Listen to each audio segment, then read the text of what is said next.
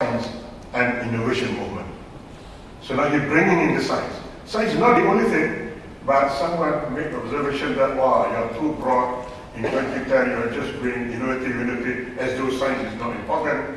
And then he scratches his head and says, okay, let's now be a little bit more inclusive and must take care, politicians are. I know that also. We have some few years in it, and I'm out now. So, this is the year of science and innovation movement. This is what the details of what I say. November 2012, World Innovation Forum at KLCC, right in the heart of Kuala Lumpur. If you have been there, I'm sure you know. The World Innovation Forum in Kuala Lumpur has got these 3 key events. Sorry, 4. 1 is the forum itself.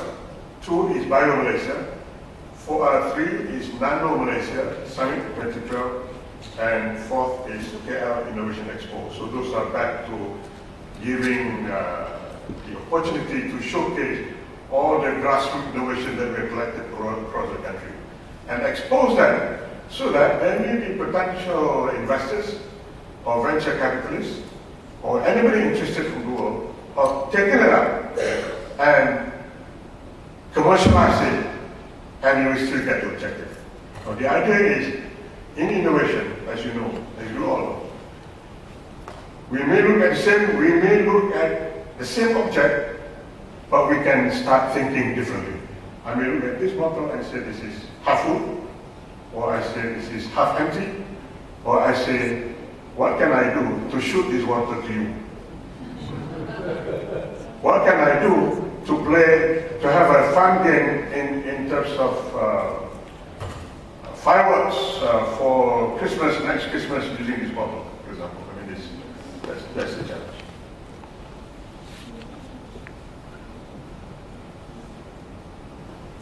Okay, now having gone to that journey very quickly, these are some of those photos that I showed you. Why I like to show the photo just now is because we all know there's a proverb that says, one picture speaks 1,000 words.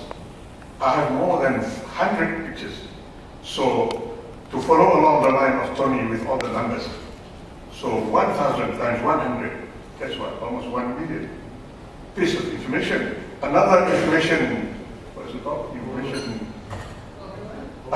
overload, thank you. Information overload exercise. So we have got to manage that somehow. Because if I don't share those pictures, I keep on talking and you say, maybe I'm just dreaming, you're maybe asking, doubting, and say, did that really happen? Of course it happened. I'm just sharing it. Anyway, what are the conclusions we can make? Very quickly. Malaysia has been a true innovator, I think. Why? Because, number one, it is totally committed with passion. The Prime Minister himself is very passionate about it. And I know the Yayasan, the foundation of which I'm a board member, the Minister is the chairman, Minister of Science, Technology, Innovation is the chairman. And the Prime Minister himself is the patron. Now, how else can you get connected when you have that kind of scenario? You get what I mean? And I know this, that he's very, very passionate about this. And that's why he's also very a unique Prime Minister who actually practiced social media to the very large extent. This definition, I think the first day about intellectual capital equals human capital plus social capital. I think that's very, very relevant indeed. And we need to build it up with connectivity again. All those are interrelated. And so I feel like I could just give a talk of commenting from day one until now, because some of the wonderful presentations made are just so great, and I think we should continue doing something like that. And number 2, I said, our Prime Minister is actually, in my own opinion, humble opinion, Malaysia's innovation champion. Because as a leader, you got to set the direction, you set the vision, and get all your other members to understand it, and away we go. Dare to try new things and fail. We have tried quite a few things and failed, I don't want to elaborate, but when those new things happen, when new organizations were being introduced, it's because the otherwise doesn't quite work. You get what I mean? Because of those gaps, oh my God, We thought it was okay. No, it's not.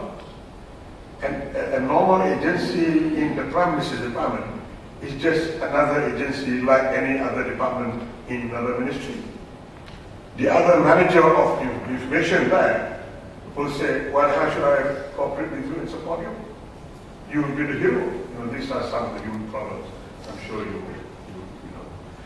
Dare to try new things and fail. I mentioned learn from mistakes. Yeah.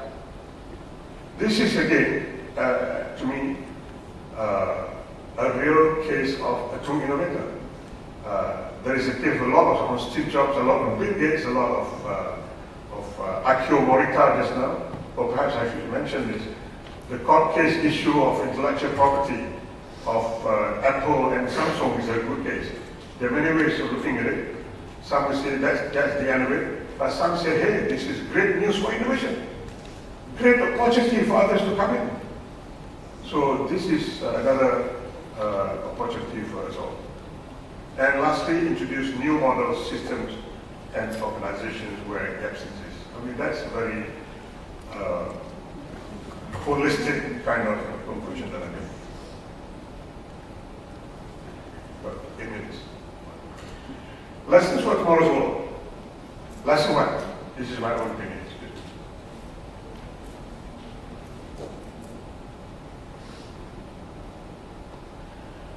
Top down and bottom up all at the same time. That's holistic. I guess when we started, we thought, well, we introduced from the top and it just gets fizzled out. But if you start both top down and bottom up in a very strategic way, the chances are the success rate will be better. Lesson number 2, I use the terminology inclusive innovation. Innovating with customers, users, and people at large. The customer orientation is becoming a must for enterprises in the global economy. Crucial factor, increase the value of their products and services to their customers.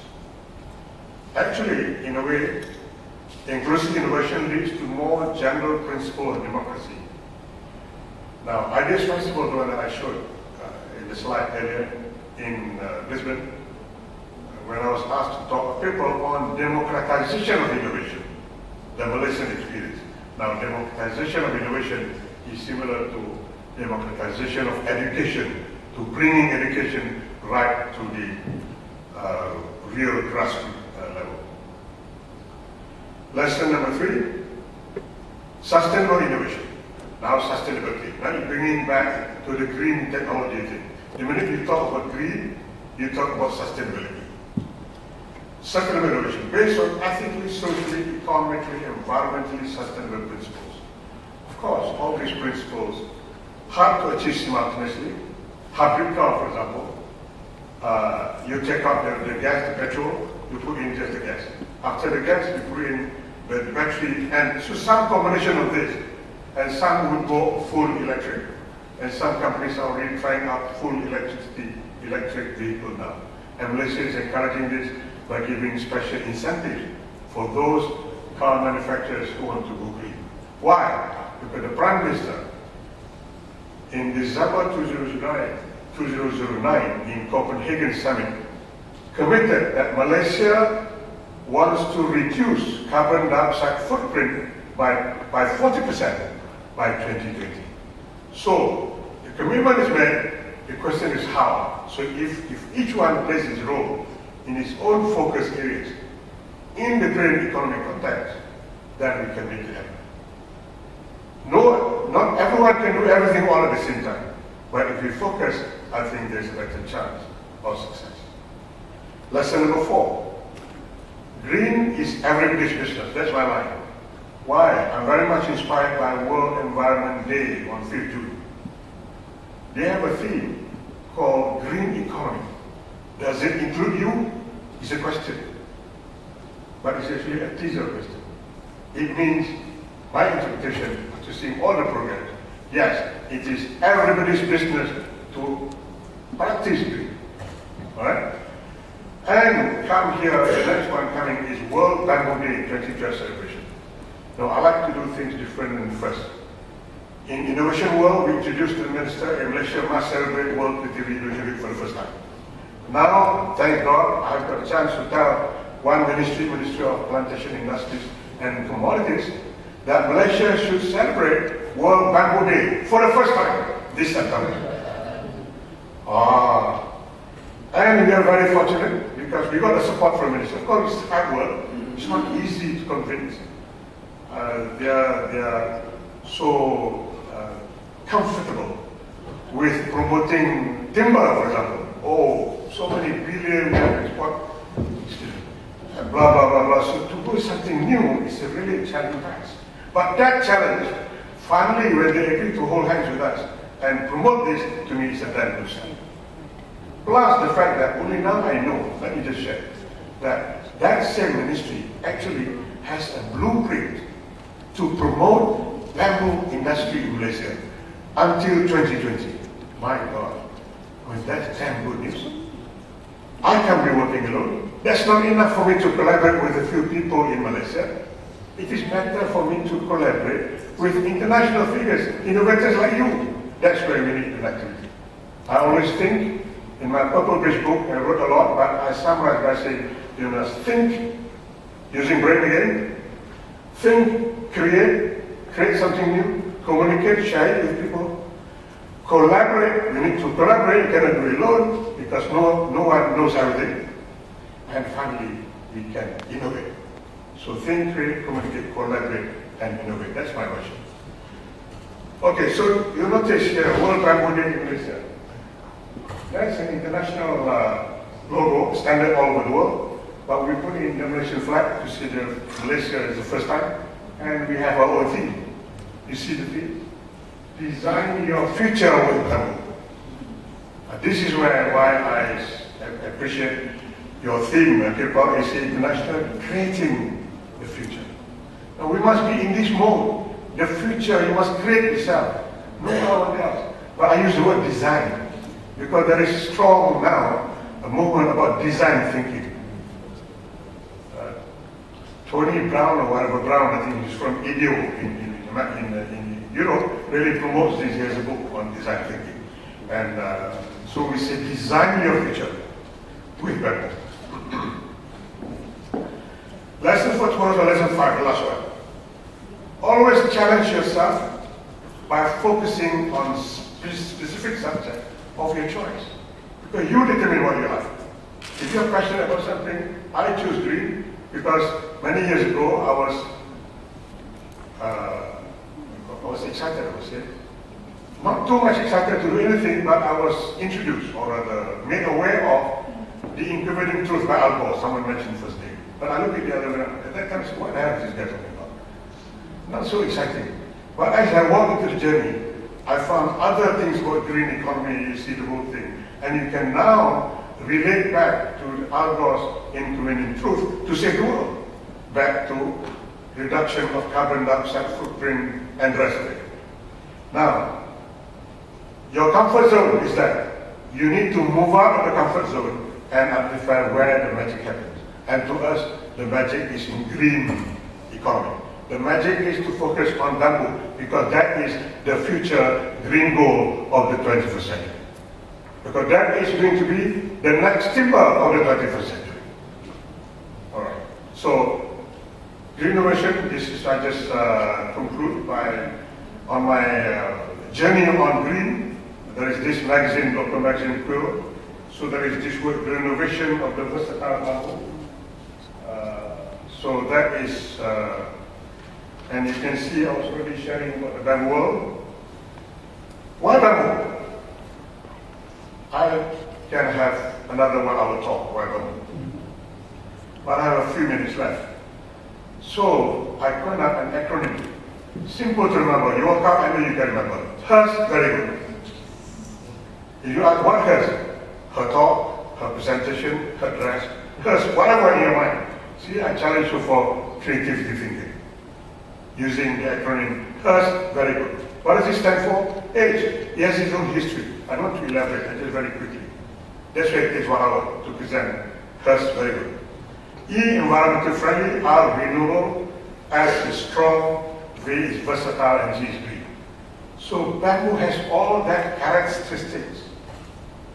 And the world is already using it. A lot. We've done research, we've got all things.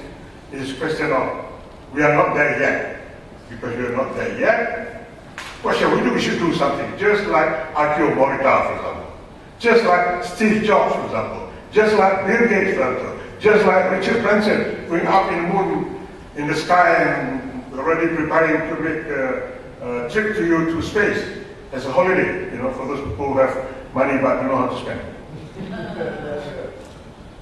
You know? So, okay.